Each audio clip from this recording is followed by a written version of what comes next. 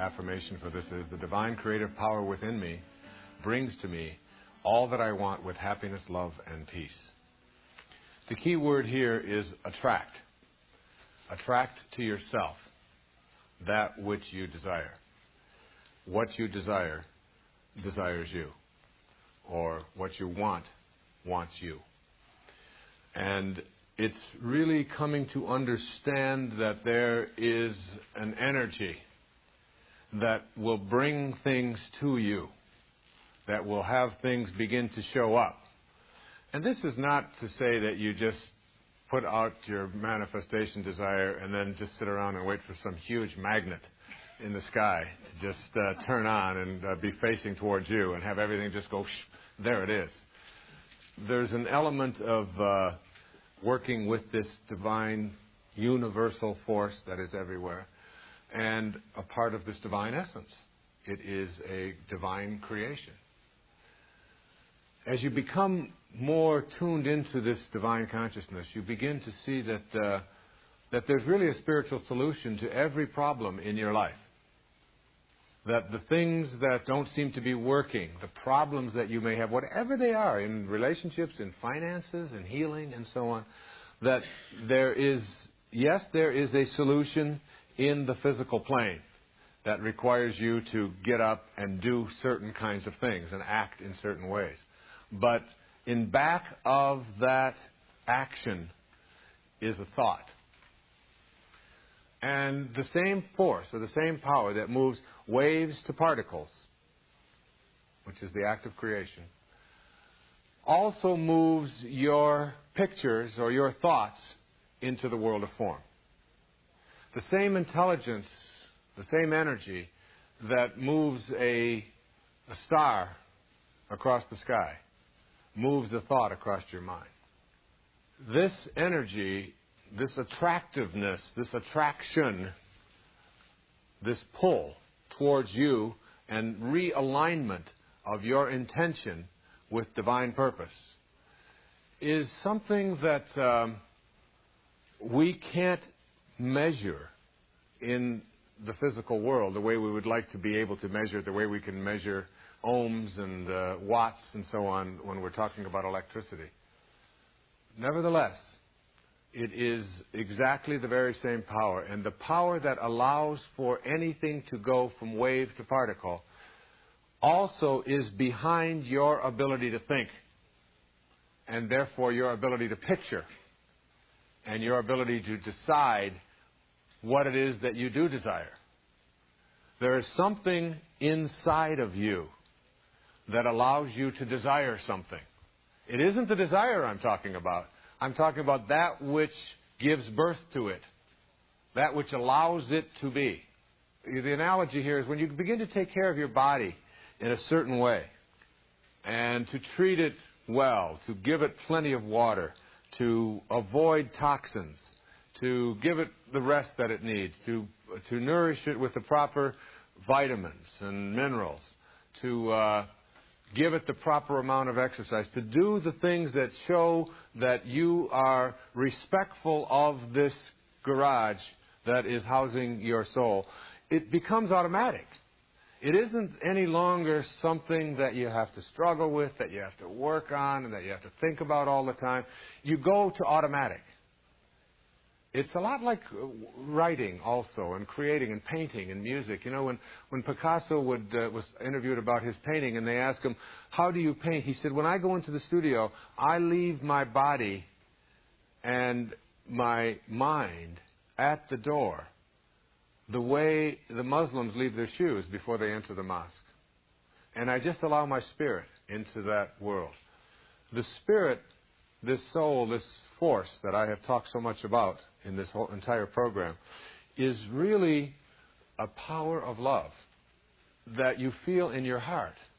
It isn't something that you process with your mind.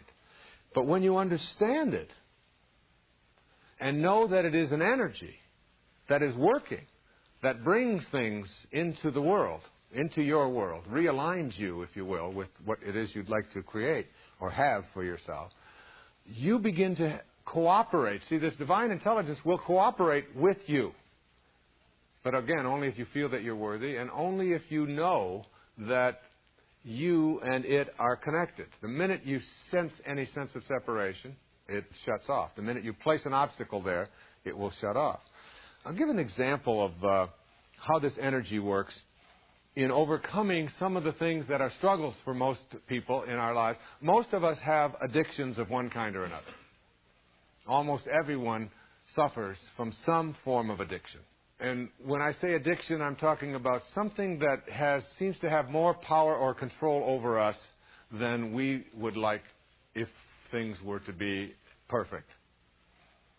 So for some, it's sugar. For some, it's alcohol. For some, it's drugs. For some, it's food. For some, it's approval. Needing to be a part of the tribe. What will they think? Remember the mantra of the tribe. In terms of understanding this as a power and as an energy, I would like you to think of back to the room that I talked about earlier. And your back is against the wall, and everything to the right, even though we know that it's all one. Spirit, God is in everything. Okay? But for purposes of seeing it here, listening to it here, we go back to the room, and everything on the right represents the physical world. Now let's look at an addiction, something that owns us. There are three aspects to an addiction. It's going to be an addiction to money. It's going to be an addiction to power, also anything at all. For many in our culture, it is to drugs and to alcohol. A problem that we are going to have to resolve, not with legislation, but with a new spiritual awareness. The only thing that ever has seemed to work for getting people off of addictions is AA, Alcoholics Anonymous, which has as its base spirituality, God. Finding the solution to that which controls you in something other than that which is external to you. Finding it within yourself. And I speak from experience. Today I am a camel. A camel is an animal that starts his day out on his knees, and it ends its day on its knees. And it can go 24 hours without a drink. And there was a time when I didn't and I couldn't. And I played around with substances.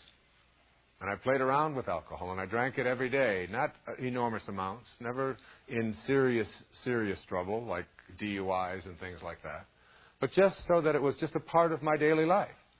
And then I found as my life and my work moved more into a spiritual dimension, that it became less and less important to me. And I found that I was able to sort of notice it and observe it and no longer be attached to it. So that if you look at an addiction from everything to the right-hand side of your room in the physical plane, there are three aspects of it, all of which are in the physical domain. There is the craving, there is the craver, and there is that which is craved. And all of those are on the right-hand side of the room. The craver is the person, the body. The craving is the thought, the image. I want that, I need that, I must have that. It's different from the craver. And that which is craved, which is external to me. The cocaine, the marijuana, the drugs, the sugar, the hot fudge sundae, the whatever it is. And it's all in the physical domain. And as long as you stay here in the physical domain and try to deal with it and get rid of it in your life, you are still trapped because you haven't gone to your source. The source is the way you transcend the duality of the physical plane. And so, when you go to your source and go to the left-hand side of the room and become your source and now become the witness and observe that and just notice it and just put your attention on it and just watch it with love, which I'll be talking about in the next principle, and just observe it from a perspective of, I am connected to that, it is me, I have become it, and I can also transcend it and go beyond it by just putting my attention on a new aspect of myself, which is pure. And so from the position of the source, or the sorcerer, you just watch it. And it's not you. You're free from it. You are just noticing, oh, there goes Wayne again. He's going to have another beer. And he thinks he really must have this and all. But from the perspective of the witness, of the observer over here, you are pure love. Because that's what God is. That's what the higher part of you is. Just pure unconditional love. And you direct that energy to that aspect of you which has allowed itself to be addicted. And it disappears. When I left those things behind many, many years ago in my life, it was as a result of saying and hearing a voice. And the voice said, "You've tried everything else. Now try me." And when I went there and truly went there, and then began my manifestation meditation on that, it was gone. And now today, I can look at those things that I used to crave, those cravings. I can look at the craver and all that is craved, and I can laugh at it.